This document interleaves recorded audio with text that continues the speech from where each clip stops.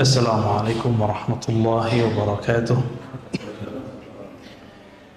Alhamdulillah rabbil alamin alladzi ja'ala nabiyyana Muhammad sallallahu alaihi wasallam khuluqahal Qur'an. Nahmaduhu nasta'inuhu nastaghfiruh wa na'udzu billahi min shururi anfusina wa min sayyiati a'malina. Man yahdihillahu fala mudilla lahu wa man yudlil fala hadiya lahu. Amma ba'du. Baik Bapak Ibu saudara Allah, insyaallah kitab yang akan kita gunakan kitab Mukhtasar Ihya. Tapi saya punya 3 kitab Mukhtasar Ihya yang ketemu yang terbaru. Judulnya Mau'izatul Mu'minin min Ihya Ulumuddin. Isinya sama. Ya. Cuma ini diikhtisar oleh ahli hadis Syekh Jamaluddin Al-Qasimi. Kalau yang biasa saya pakai itu karya saudaranya Imam Ghazali bernama Ahmad bin Muhammad Al-Ghazali. Sebenarnya tadinya mau pakai itu, tapi lagi cari-cari. Seandainya ketemu besok saya balik ke kitab itu ya, insya Allah. Sebelumnya untuk membuka hati pikiran kita baca surat Al-Fatihah, surah pembuka Al-Fatihah. A'udzubillahi bismillahirrahmanirrahim. Ar-Rahmanir-Rahim. Ya. Siratal ladzina an'amta 'alaihim ghairil maghdubi 'alaihim waladdallin. Bapak saudara makan Allah, Ramadan ini spesial karena masih corona dan kita diperbolehkan untuk ke masjid, dan alhamdulillah sudah tahu pola-polanya meskipun berjarak. Semoga hati kita tetap dekat, amin ya rabbal alamin. Saya langsung membuka kalau di kitab ini langsung jilid 2, kitab Riyadhatun Nafs. Kitab Riyadhatun Nafs. Bab tentang riyadah nafs. Biasa tadi disebut tazkiyatun nafs. Yang lebih tepat Riyadhatun Nafs. Karena tazkiyah itu bagian dari riyadah. Apa arti riyadah? Riyadah itu artinya berlatih, melatih nafs. Nafs itu terjemahannya bisa jiwa, bisa berarti sukma, bisa berarti diri. Itu terjemahannya. Tapi nafs ini dia punya kecenderungan kepada hal-hal yang negatif, disebut syahwat. Dan nafs itu punya perangkat zahir. Untuk melihat dia punya mata, untuk mendengar dia punya telinga, untuk berbicara dia punya lidah, untuk masalah seksual dia punya faraj, kelamin, untuk makan dia punya mulut dan perut. Maka nanti an-nafs ini akan ngajak ke arah sana semua. Supaya si nafs ini dia terlatih, disiplin, maka ada caranya namanya riyadhatun nafs, riyadah. Nah, riyadah itu kalau bahasa Arab menunjukkan makna sesuatu yang dilakukan berulang-ulang sehingga disiplin. Contohnya, Bapak, Ibu, Saudara ini kalau tidak melatih diri bangun, subuh hari nggak akan bangun sekarang, benar nggak? Maka bisa bangun subuh begini, saya yakin sudah lama berlatihnya. Dan alhamdulillah Allah izinkan kita mendapatkan keberkahan satu Ramadan subuh berjamaah. Ya, Nabi mengatakan al-barakatu li ummati fi bukuriha, keberkahan bagi umatku pada paginya. Maka pada pagi ini bergabunglah 2 keberkahan, keberkahan subuh dan keberkahan Ramadan. Ditambah yang ketiga barakatul ilm, keberkahan ngaji. Alhamdulillahirabbil alamin. Apa dalil kita wajib melatih jiwa? Di dalam Al-Quran yang dijadikan dalil untuk tazkiyah itu surat Asy-Syams ayat 9, surat 91 ayat 9. Apa kata Allah Ta'ala? Kita sudah hafal barangkali ya. Qad aflaha man zakkaha. Sungguh, nah ini penegasan yang luar biasa. Allah mengatakan aflaha, telah beruntung, telah lega, telah sukses. Man zakkaha, siapa yang melakukan tazkiyah terhadap nafs. Baru ini bagian dari riyadhatun nafs. Apa arti tazkiyah? Zakkaha, yang membersihkan nafs dari kebiasaan buruknya. Jam segini enaknya tidur atau duduk ngaji, kata nafs. Kata nafs gimana Pak? Tidur. Tapi kita punya sisi lain namanya kolbu. Kolbu itu maunya ngaji Pak. Jadi yang duduk sekarang itu yang punya kolbu itu. Jadi kolbunya lagi hidup. Ini yang dikatakan dalam surat Qaf ya, sesungguhnya peringatan itu hanya dapat disentuh, dicapai liman kana lahu qalbun, bagi orang yang punya kolbu. Maka ini semacam pujian dari Allah untuk kita yang mau memfasilitasi kolbu. Kita sudah fasilitasi tubuh, nafs, jiwa kita dengan tidur ya. Alhamdulillah masih ada yang mau menyempatkan untuk membersihkan kolbunya. Semoga saya yang diizinkan Allah ngajar kitab ini dan Bapak Ibu Saudara yang diizinkan Allah belajar, Allah jadikan orang yang termasuk kepada surat Asy-Syams ayat 9 ini. Sungguh beruntung orang yang membersihkan jiwanya. Ya, zakkaha, ha di situ nya berarti nafs, jiwa. Sebaliknya kalau beruntung lawannya apa? Rugi. Wa qad khaba man dassaha, ayat 10-nya. Dan sungguh khaba itu rugi, serugi-ruginya. Jadi orang itu jiwanya kosong. Kalau apa? Man dassaha, orang yang membiarkan jiwanya mengikuti alur nafsnya. Nafs itu maunya ke bawah, kehendaknya itu rendah semua. Kalau makan, ya ujungnya kan jadi buang air besar juga, air kecil. Semuanya rendah. Sedangkan kolbu maunya kita naik. Oleh karena itu, menurut Bapak Ibu semua, wajib nggak membersihkan diri, melatih jiwa, atau sunat? Wajib. Itu wajib. Maka orang-orang yang mengatakannya sunat berarti dia belum faham Islam, iman, ihsan. Sholat itu wajib. Tapi sebelum sholat kita ngapain? Wudu. Wudu itu kan membersihkan fisik. Tapi adakah kita yang membersihkan badan dan dia juga membersihkan jiwanya saat dia berwudu? Jika itu terlaksana, maka khusyuk langkah pertama itu sudah tercapai. Jadi kenapa kita was-was di dalam sholat? Itu karena belum melakukan tazkiyatun nafs saat berwudu. Itu sebenarnya ya. Dan di dalam Al-Quran Allah Subhanahu wa ta'ala menyebut orang yang sudah melakukan riyadhah, latihan terhadap jiwanya dengan cara membersihkan jiwa itu dengan sebutan khuluqin azim. Siapa itu? Nabiuna Muhammad sallallahu alaihi wasallam. Maka dalam surat Al-Qalam ayat 4 ya, surat 68 Allah berfirman, "Wa innaka la'ala khuluqin azim." Sungguh engkau wahai Muhammad ala khuluq ya, sungguh berada di atas akhlak yang azim.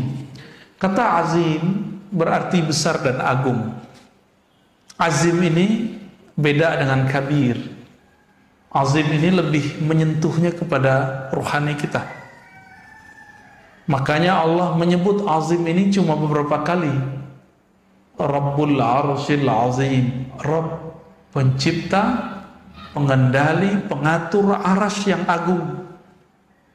Tapi orang sekarang debat, Allah duduk di atas arasy, Allah di atas arasy, atau Allah cuma menguasai arasy. Itu perdebatannya sekarang. Orang nggak mau memahami apa lafaz azim itu. Orang sekarang berdebat, saya tidak tahu arasy itu makhluk atau bukan. Itu perdebatan yang berbahaya. Ya.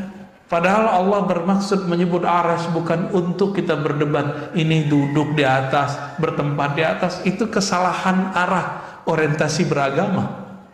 Cuma karena jamaah sebagian sudah terjebak membayang-bayangkan Allah, maka kita juga kadang-kadang harus bahas Tapi pada pagi ini kita nggak akan bahas begitu, Pak. Ya. Kita lebih ke arah tazkiyatun nafsnya. Hadis yang sering kita dengar itu jarang orang menyebutkan sumbernya.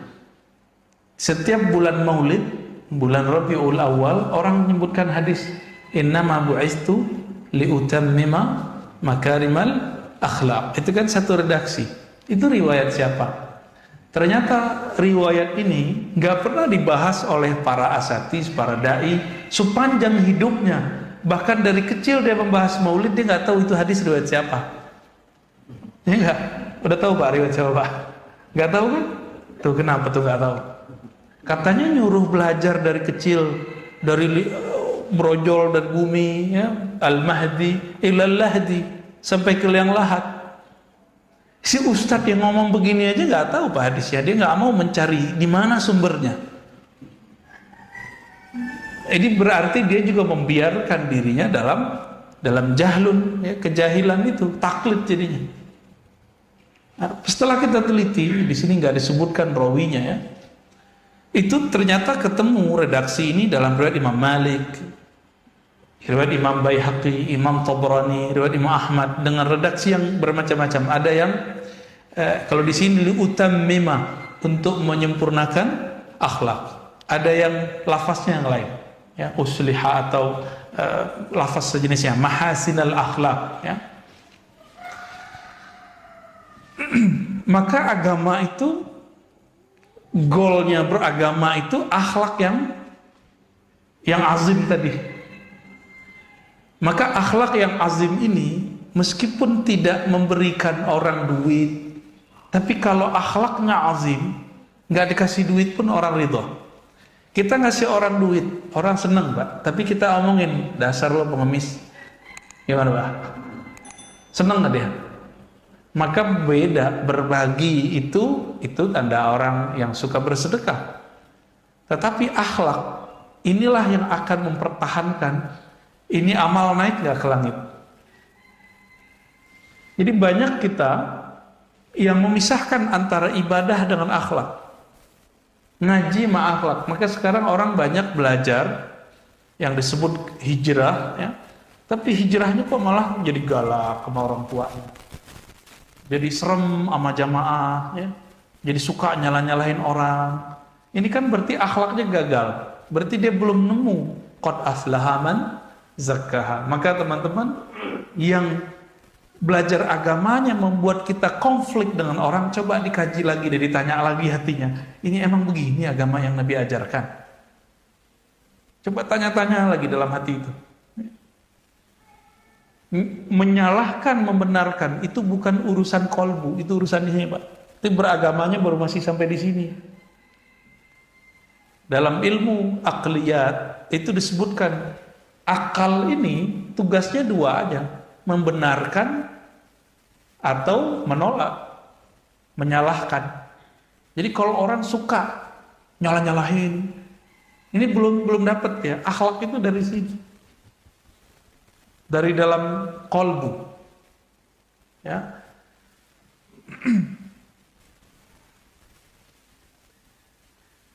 Maka Nabi SAW dalam hadis yang sahih itu mengatakan wa khaliqin nas bi khuluqin hasanin. Nah, coba lafaznya ini.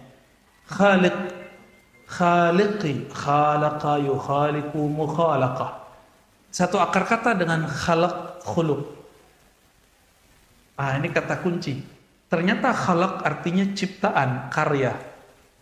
Kalau khuluq itu akhlak yang kita sebut moral. Apa persamaannya?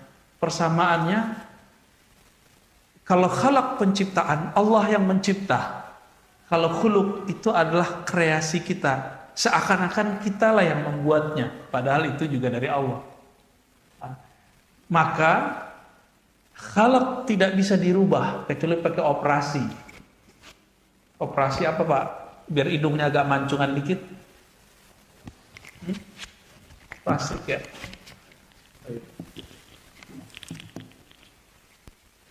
Jadi pada dasarnya wajah nggak bisa dirubah, tapi akhlak bisa dirubah nggak?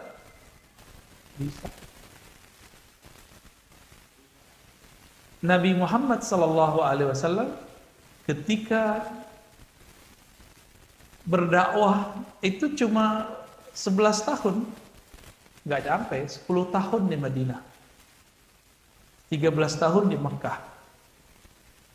Dibandingkan Nabi Nuh, berhasilan mana? Nabi Nuh kurang dikit dari 1000 Rasulullah. Nabi Ibrahim umurnya hampir 200, 170-an. Nabi Musa juga begitu, tapi lebih besar. Kenapa? Karena khuluqin azim, akhlak beliau lebih besar. Masih ingat kisah ada sahabat Nabi? Sahabat Nabi ini kan macam-macam, ada yang Badui, ada sahabat Madani, Madinah atau Muhajirin. Orang-orang Badui ini nggak tahu tempat buang air itu di mana. Dulu kan kita kan sekarang udah punya peradaban nih, WC, tempat buang air kita udah punya. Dulu orang Arab Badui itu mirip-mirip sopir angkot zaman-zaman dulu, Pak. Ngeliat tembok langsung nembak di situ. Kebayang? Nah, orang Arab Badui itu gitu.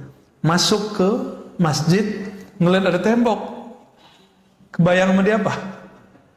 Mau langsung bawa air kecil di situ. Ya mirip-mirip kayak, mohon maaf ya, sering nggak dulu? Saya sering Pak naik angkot waktu mahasiswa dulu, ada tembok nih, langsung aja dia ke situ. Ya jadi tembok-tembok tepi jalan itu jadi korban. Kadang-kadang ke bannya ya. Nah itu sampai sekarang masih tuh, sopir truk tuh masih begitu. Kita heran kok begitu gayanya ya. Nah ini Badui itu. Orang begitu tuh Badui. Kira-kira kalau masjid kita, ya mohon maaf ya, bahasanya kasar, dikencingin orang gimana? Marah kita. Maka sahabat-sahabat pada ngambil alat pukul, mau mukul dia. Secara hukum fikih itu benar. Tapi dalam hukum kolbu itu nggak boleh. Karena orang yang buang air kecil ini dia nggak tahu akhlak, itu dia belum belajar. Maka Nabi mengatakan jauh, udah biarin. Kamu siram aja temboknya disiram, lalu bawahnya disiram. Nanti kan meresap. Dulu kan nggak pakai begini, Pak. Jadi malah dapat ilmu sahabat Nabi. Ilmu apa? Cara menghilangkan najis di tembok dan di tanah. Dapat ilmu, berkah jadinya. Ini Arab Badui, mulut besar tuh suka ngomong. Datanglah dia kemana-mana, saya kencingin tuh masjidnya Muhammad. Tapi dia nggak marah-marah tuh katanya. Jadi orang-orang akhirnya penasaran. Bulan berikut terjadi gelombang besar-besaran, orang Arab Badui masuk Islam. Jadi cuma karena urusan buang air kecil, Pak. Ya, begitu Rasulullah. Tapi hari ini gimana orang berdakwah? Nggak begitu. Cuma ngaji di YouTube, ngaji di TV, berantem di masjid. Maka masjid itu jadi tempat suka berantem hari ini. Ya enggak? Ya, masjid ini mungkin pernah berantem dulu ya. Apa kata Nabi? Wa khaliqin nas bi khuluqin hasan. Hendaklah kamu berusaha berakhlak, bermoral, menciptakan kondisi kepada nas. Nas ini bukan hanya orang beriman. Siapa aja, apalagi orang yang beriman. Bi khuluqin hasanin. Dengan khuluq, dengan akhlak yang hasan. Hasan itu bagus. Maka orang-orang naik pangkat di sisi Allah itu bukan karena dia banyak sholatnya, tapi karena dia bagus akhlaknya. Di masa Rasulullah SAW ada seorang perempuan yang setiap hari sholat tahajud, setiap malam tahajud, setiap hari dia sholat zikir. Tapi Nabi mengatakan finnar, dia masuk neraka. Kenapa? Kesolehannya baru sampai di fisik. Tapi ada seorang sahabat Nabi, beliau mengatakan fil jannah, orang ini masuk surga. Semua hadis ini sahih, ada dalam kitab Sahih Bukhari dan Muslim. Ketika diteliti, ternyata orangnya punya cuma satu akhlak. Apa akhlaknya? Salamatus sadr. Dia tidak pernah menyimpan kebencian kepada orang. Kita baru masuk masjid udah ngelihat nih ahli bid'ah nih ya. Oh ini beda faham nih. Pasti begitu ya. Nah, coba sekarang kalau masuk masjid baca doa. Apa doanya? Allahumma inni as'aluka, Allahumma ftahli abwaaba rahmatik ya. Kalau as'alukanya keluar ya. Allahumma ftahli abwaaba rahmatik. Ya Allah, bukakan kepadaku bukan satu pintu tapi abwab. Apa arti abwab? Pintu, banyak pintu. Banyak pintu rahmat Engkau ya Allah. Maka banyak pintu di sini. Jangan cuma beribadah di masjid, sapa orang, ya senyum kepada orang. Cuma sekarang kita nggak bisa senyum orang, Pak. Ketutup. Ya, maka sekarang ngangguk. Kita nunjukin kerendahan hati dengan cara ngangguk, ya. Mata yang teduh itu sudah cukup sebenarnya. Berdasarkan itu juga Nabi Shallallahu Alaihi Wasallam menyimpulkan, apa kata beliau ketika ditanya ayyul mu'minina afdal, orang beriman yang paling hebat itu siapa wahai Rasulullah? Jawaban beliau ahsanuhum khuluqa, orang yang paling bagus, paling sempurna akhlaknya. Dan akhlak itu Bapak Saudara makan Allah bukanlah hiasan fisik, dia ada di dalam kolbu. Jika di kolbunya tidak dibersihkan, maka tidak akan muncul akhlak yang bagus. Maka kitab ini nanti akan membimbing kita bagaimana cara membersihkan kolbu. Di kolbu kita ada merasa lebih baik dari orang nggak? Terbersit Pak? Ada ya? Ada ya. Saya punya pengalaman lama Pak tentang merasa lebih pintar dari orang itu. Karena ujiannya orang yang belajar satu ilmu merasa lebih pintar dari orang. Sampai sekarang rasa itu muncul, tapi kita langsung ta'awuz. Maka mohon maaf, saya bisa merasakan dan bisa mengecek Pak di wajah Bapak itu ada rasa itu atau tidak. Itu membayang di wajah. Hati-hati loh Pak ya.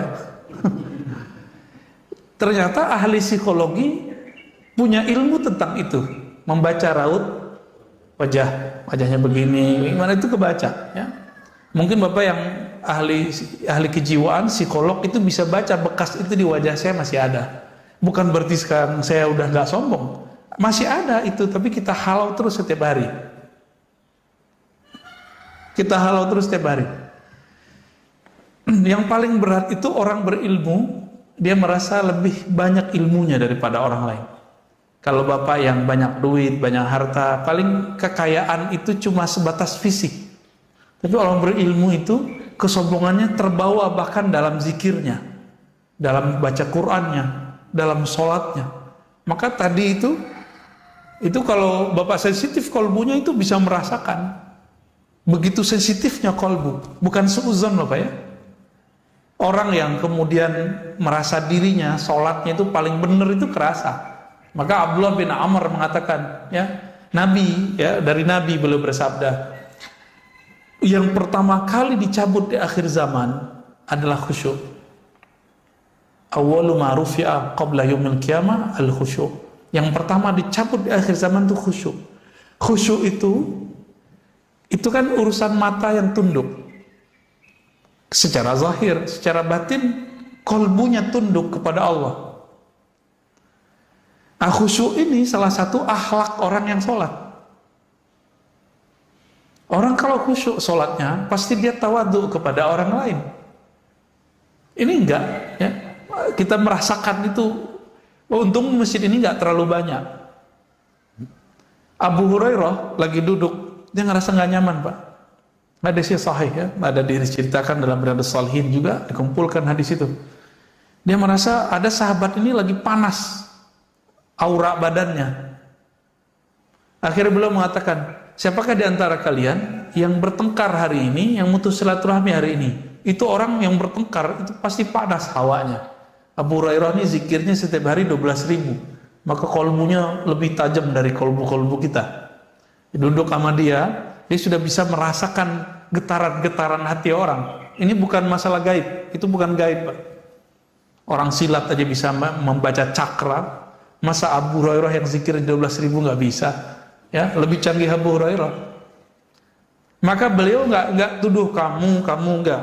Beliau cuma bilang, siapa yang mutus silaturahmi hari ini, bertengkar hari ini, pulang minta maaf, baru balik sini. Kenapa? Majelisku adalah majelis malam Jumat, malam ini amal diangkat. Orang yang mutus silaturahmi, amalnya tidak diangkat. Nanti majelis kita tidak dibaca di sisi Allah Subhanahu wa taala. Kira-kira begitu pesan beliau ya, kalau kita terjemahkan secara bebas.